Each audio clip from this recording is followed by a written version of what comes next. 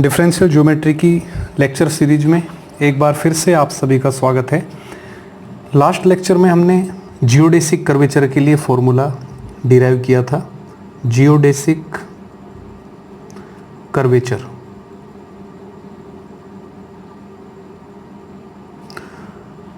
Kappa g equal to, ये formula हमारे पास आया था, capital N cap are dash R double dash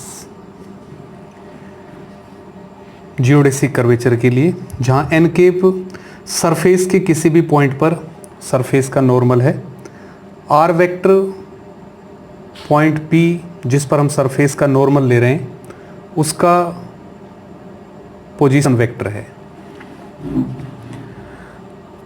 साथ ही इसको एक दो डिफरेंट फॉर्म्स में हमने वहाँ पर कन्वर्ट भी किया था इस फॉर्मूले को।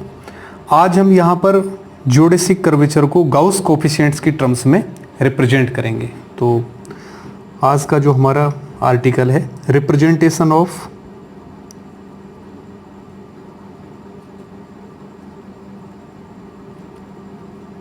जियोडेसिक कर्वेचर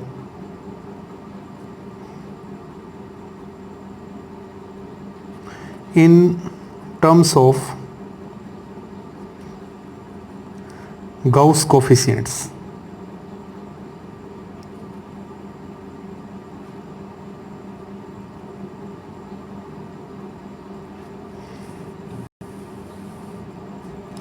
तो गाउस कोफिशिएंट्स क्या होते हैं ये आपको हम अभी बता देंगे। पहले भी आपको हमने क्लियर किए हैं ये इस लेक्चर में, आगे जब जरूरत पड़ेगी इसकी वहाँ बताएंगे। तो सबसे पहले आप देखिए जियोडेसिक कर्वेचर किस तरह से हमने डिफाइन किया है। Since kappa g equal to capital N cap are dash R double dash, ये हमारे पास है, which implies kappa g equal to N cap dot R dash cross are double dash.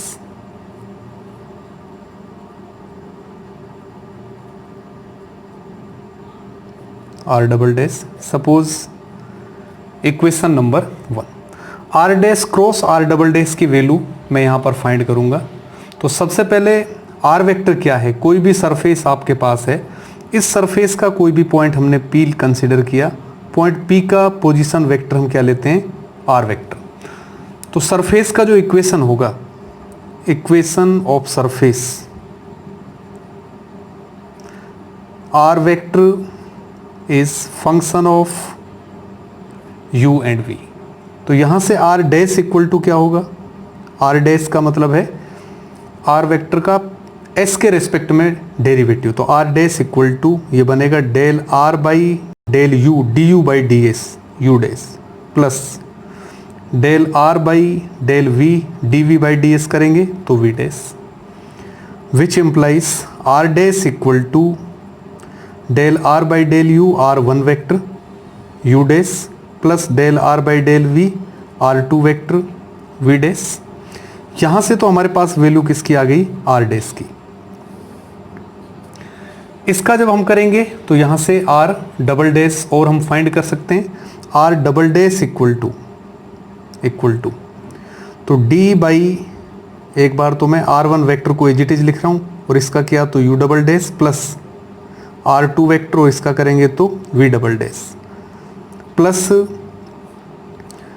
अब यू डैश को as it is लिखा और R one vector का करेंगे तो D by D S of R one vector plus we dash और D by D S of R two vector, ये हम कर रहे हैं, ठीक है। यू डैश का U double dash, we dash का वी डबल डैश, फिर आर वन का कर दिया और आर टू का कर दिया, यू डैश और वी डैश को एज इट इज लिखकर। आर वेक्टर यू और वी का फंक्शन है, तो आर वेक्टर अगर यू और वी का फंक्शन है तो आर वन और आर टू वेक्टर भी यू और वी के फंक्शंस होंगे। तो इसका हम किस तरह से करेंगे, यहाँ से हमारे पास आ रहा है R double dash equal to R one vector U double dash plus R2 V double dash plus U dash into R1 का करें इसके रेस्पेक्ट में, तो U और V का फंक्शन है ये, तो del R1 by del U करेंगे तो R11 वेक्टर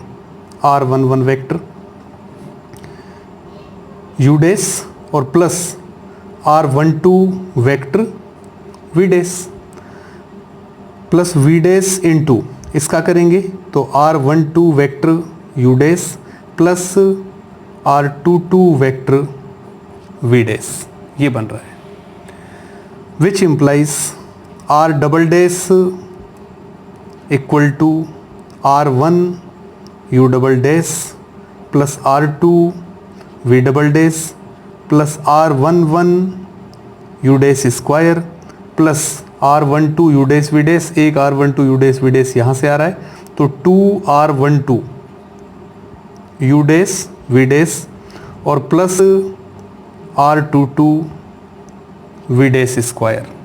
तो ये हमारे पास किसकी वैल्यू आ गई? R डबल डैश की। तो R डैश और R डबल डैश दोनों की वैल्यू हमारे पास आ चुकी है। R डैश और R डबल डैश की वैल्यू इक्वेशन नंबर 1 में हम यहाँ पर रखेंगे, तो इसके लिए हमें R dash cross R double dash यहाँ पर करना है। तो R dash cross R double dash equal to किसके होगा? R dash cross R double dash, तो R dash cross R double dash. तो देखिए यहाँ पर ये R डैश हमारे पास है, इसका इसमें जब क्रॉस करेंगे हम तो R1 क्रॉस R1 यहाँ पर 0, ये बनेगा R1 cross R2 U dash V double dash, U dash V double dash, फिर R1 का जब यहाँ पर करेंगे तो U डैश क्यूब की टर्म हमारे पास आएगी एंड सो ऑन। इस तरह से आप इसको करेंगे। तो U डैश की पावर्स की फॉर्म में मैं इसको रिप्रेजेंट कर रहा हूँ, which is equal to U dash की जो हाईएस्ट पावर आएगी जब U डैश को U डैश स्क्वायर में मल्टीप्लाई करेंगे तो क्या आएगा हमारे पास? देखिए R1 vector cross R11 vector into U dash cube, ये तो हमारे पास U डैश क्यूब की टर्म हमारे पास आ रही है। U डैश स्क्वायर की टर्म कौन सी आएगी? देखिए U डैश स्क्वायर जब इस टर्म को यहाँ पर मल्टीप्लाई करेंगे हम तो R2 क्रॉस R11, तो प्लस R2 क्रॉस R11, एक टर्म तो ये आ रही है। और U डैश स्क्वायर कब आएगा हमारे पास? जब U डैश को इस वाली टर्म में हम मल्टीप्लाई करेंगे तो 2 इंटू किसके? R1 cross R12 plus 2 R1 cross R12, ये तो ये टर्म किसकी बनी हमारे पास? U डैश स्क्वायर, ठीक है, यहाँ से देखिए आप U dash square into V dash, U dash square into V dash, ये टर्म अपने पास बनी। इसी तरह से आप आगे कर सकते हैं। प्लस क्या आएगा हमारे पास? R1 क्रॉस R22 और plus 2 into R2 cross R12 और यहाँ पर आएगा U dash into V dash square की टर्म और प्लस V डैश क्यूब की टर्म हम देखें यहाँ पर V डैश क्यूब में क्या आएगा? R2 cross R22 V dash cube, ये बन गया। एक टर्म और जो यहाँ पर बनेगी plus plus U dash into, देखिए ये वाली टर्म U डैश का V डबल डैश में तो R1 R2 आएगा, R1 क्रॉस R2, और जब इसका करेंगे इधर तो क्या बनेगा हमारे पास? R1 क्रॉस R2, दोनों में से हम बाहर ले सकते हैं R1 क्रॉस R2 और ये बन गया U dash V double dash minus V dash U double dash. तो इस तरह से आप इन दोनों का जब क्रॉस प्रोडक्ट करेंगे तो ये टर्म्स आपके पास आ सकती है। तो सिंपल कैलकुलेशन है, आप इनका क्रॉस प्रोडक्ट करिए। U डैश क्यूब की टर्म एक साथ लिखी, फिर U dash square into V dash, फिर U dash into V dash square, फिर V डैश क्यूब और फिर ये वाली टर्म हमारे पास।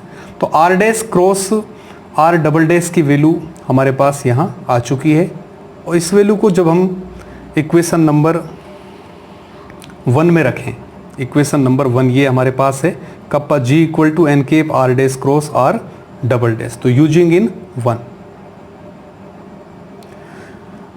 यूजिंग इन इक्वेशन 1 क्या बनेगा, kappa g equal to N cap dot, तो एन केप की वैल्यू भी यहाँ पर हम चाहें तो लिख सकते हैं, या एक बार इस तरह मैं लिख रहा हूँ एन केप डॉट, और इसकी value R1 cross R11 you dash cube plus दूसरी टर्म क्या है 2 R1 क्रॉस R12 और प्लस R2 क्रॉस R11 ये वैल्यू, और यहाँ से आपके पास आएगा u dash square v dash की term plus R1 cross R22 plus 2 into R2 cross R12, ये हमारे पास बना u dash we dash square, और प्लस क्या था R2 cross R22 v dash cube, और लास्ट वाली टर्म हमारे पास ये थी R1 cross R2 into u dash we double dash minus we dash you double dash. तो यहाँ पर हमने इक्वेशन नंबर 1 में R dash cross are double dash की वैल्यू रखी है। अब इसको आप एक एक करके यहाँ पर सिंप्लीफाई करेंगे। तो फर्स्ट वाली टर्म आप देखिए, सबसे पहली वाली टर्म यू डैश क्यूब के लिए सबसे पहले मैं वैल्यू फाइंड कर रहा हूँ, find N cap dot R1 cross R11, ये वैल्यू मैं फाइंड कर रहा हूँ। तो ये वैल्यू किसके बराबर आएगी, इसको तो सिंपली आप इस तरह से निकाल सकते हैं, which is equal to N cap की value R1 cross R2 upon H और dot R1 cross R11 which is equal to, इसका डॉट प्रोडक्ट करें तो 1 अपॉन H इंटू क्या बनता है डिटर्मिनेंट ये बनेगा हमारे पास R1 dot R1, R1 dot R11, R2 dot R1 और R2 डॉट R11 ये डिटर्मिनेंट। इसको सिंप्लीफाई करें तो equal to 1 upon H into ये बन गया R1 square into R2 dot R11 minus R2 dot R1 into R1 dot R11 vector, ये हमारे पास आ गया। इन सब की वैल्यू अगर हम लिखें, आपको पता है क्या लिख सकते हैं, E इक्वल टू किसके होता है R1 square, F equal to R1 dot R2, तो R1 स्क्वायर ये वैल्यू हो गई, R2 डॉट R11 की वैल्यू, यहाँ से आप E1 फाइंड कर सकते हैं। E1 इक्वल टू किसके बनेगा 2 into R1 dot R11, E2 equal to क्या बनेगा 2 इंटू R1 डॉट R1 का 2 के रिस्पेक्ट में तो R12, ठीक है। और साथ ही G इक्वल टू किसके लेते हैं हम, इसी तरह से F1 इक्वल टू किसके बनेगा, F1 equal to R11 dot R2 plus R1 dot R12, और R11 डॉट R2 की वैल्यू आप यहाँ से R1 डॉट R12 इसमें से आप लिख सकते हैं 1/2 E2 करके, तो यहाँ से R11 dot R2 equal to क्या बनेगा F1 माइनस, इसकी वैल्यू मैं यहाँ से लिख रहा हूँ तो half E2, F1 minus half E2, तो ये R11 डॉट R2 की वैल्यू आ गई। R2 डॉट R1 क्या होता है F के बराबर, और R1 डॉट R11 हमारे पास क्या आ रहा है 1/2 E1। तो ये सारी वैल्यू जब ऊपर हम लिखेंगे तो क्या हमारे पास आएगा, तो ये चल रहा है n cap dot R1 cross R11 vector equal to 1/h into R1 square equal to किसके E के। R2 डॉट R11 की वैल्यू हम निकाल चुके हैं यहाँ पर। R2 dot R11 equal to F1 minus half E2 minus ये वैल्यू हो गई F की, और R1 dot R11 equal to half E1, half E1 ये बन गया,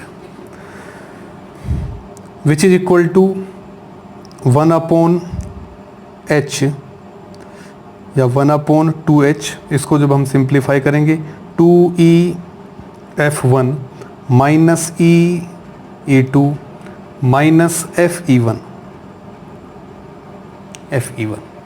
ये हमारे पास बन रहा है।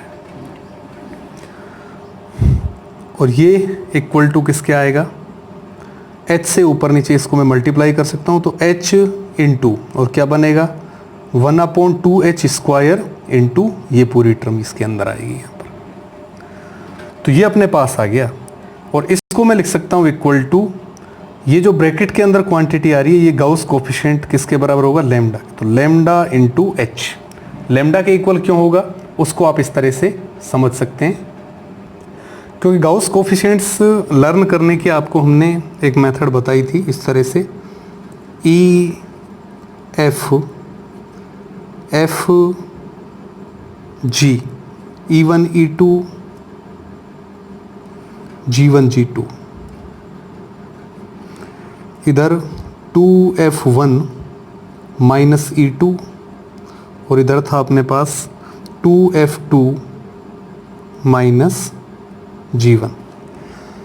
इस वाले फैक्टर से हम निकालते हैं लेम्डा, म्यू और न्यू की वैल्यू। यहाँ से हम फाइंड करते हैं L, M और N। तो जब गाउस कोफिशिएंट्स इस तरह से हम लिखते हैं lambda equal to 1/2h square, तो सभी में रहता है, और यहाँ से हम लेम्डा फाइंड करेंगे। अब इसको थोड़ी देर के लिए आप अवॉइड करें। तो लेम्डा फाइंड करने के लिए फर्स्ट वाले को लिखें क्या, 2EF1 माइनस EE2 और फिर जब इसका इसमें करेंगे माइनस करके तो माइनस FE1, ये लेम्डा की वैल्यू हमारे पास होगी। ठीक है, तो लेम्डा इक्वल टू किसके आ रहा है हमारे पास, lambda equal to 1/2h square 2EF1 minus EE2 minus FE1। अब क्या फाइंड करें, म्यू इक्वल टू, तो 1/2h स्क्वायर यहाँ पर भी होगा। म्यू के लिए अब इसको नहीं लेकर इससे नेक्स्ट वाले को लेंगे क्या, EG1 minus FE2 mu equal to 1/2h square into nu के लिए लास्ट वाला EG2 और माइनस 2F2 और फिर माइनस माइनस प्लस किसके हो जाएगा FG1। तो ये तो लेम्डा, म्यू और न्यू की वैल्यूज हमारे पास आएंगी। अब अगर मुझे L फाइंड करना है तो L यहाँ से निकालेंगे, L इक्वल टू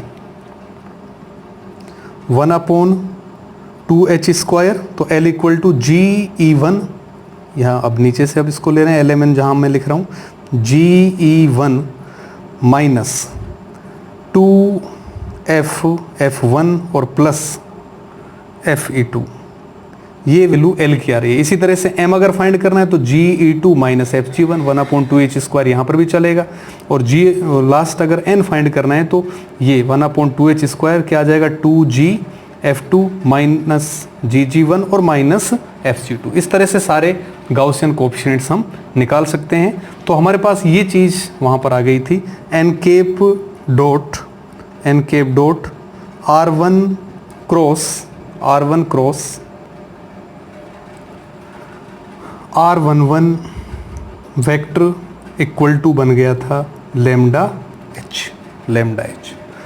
इसी तरह से हम बाकी सारी कैलकुलेशंस करेंगे सिमिलर वे में, सिमिलरली, और ये सारी की सारी वैल्यूज हम उठाकर देखिए किस इक्वेशन में रखेंगे।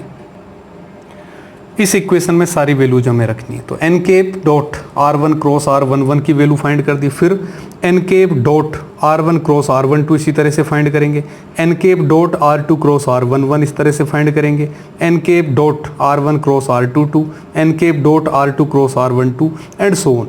ये सारी की सारी वैल्यूज जो इस प्रोसेस में हमने आपको फाइंड करके बताई है, उसी तरह से आपको आगे बढ़ना है। जब ये सारी वैल्यूज आपके पास आ जाएं तो ये सारी वैल्यूज मुझे यहाँ पर लाकर रखनी है। तो जब यहाँ पर लाकर रखेंगे तो फाइनली गाउस कोफिशिएंट्स की टर्म्स में जियोडेसिक का जो इक्वेशन है वो क्या बनेगा, देखिए। तो similarly finding all terms we have तो kappa g equal to finally इस फॉर्म में आपके पास आएगा, kappa g equal to h into lambda u dash cube plus 2 mu minus l u dash square into v dash plus nu minus 2m u dash we dash square minus n we dash cube plus U dash we double dash minus we dash you double dash. तो finally इस form में आप geodesic को expression निकाल सकते हैं। और ये जो एक्सप्रेशन आपके पास आ रहा है ये गाउसियन कोफिशिएंट्स की टर्म्स में जियोडेसिक का रिप्रेजेंटेशन है, ठीक है। Geodesic in terms of Gauss coefficients, Gauss coefficients. तो इस तरह से आप निकाल सकते हैं। तो एक जो कैलकुलेशन हमने आपको करके बताई है सेम उसी तरह से बाकी कैलकुलेशंस करनी है। अब lambda, mu, nu, L, M, N ये सारी वैल्यूज आपको बता दिए किस तरह से आप याद रख सकते हैं, वो सारे एक्सप्रेशंस आप काम में लेंगे। तो इसको आप कंप्लीट घर पर करेंगे। हमारे नेक्स्ट लेक्चर में हम इस टॉपिक को जारी रखेंगे। नमस्कार फ्रेंड्स।